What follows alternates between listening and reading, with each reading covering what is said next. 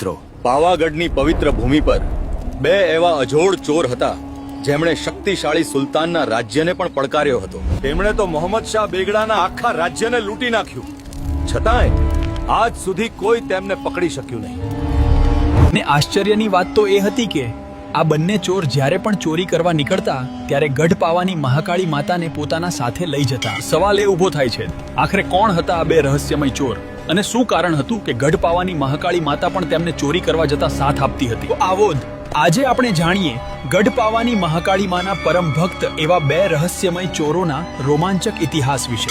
અને એ જ સમયમાં પાવાગઢની ધરતી પર બે અજોડ અને રહસ્યમય ચોરો રહેતા હતા, એક ખાપરો અને બીજો ઝવેરી. આ બંને ચોર મહાકાળી માતાની અતિશય ભક્તિ કરતા અને ગઢ પાવાની મહાકાળી માના પરમ ભક્ત તરીકે જાણીતા હતા. તેઓ જે પણ ચોરી કરતા જ તેમાંનો ત્રીજો ભાગ તેઓ ગઢ પાવાના મહાકાળી માતાના ચરણોમાં અર્પણ કરતા.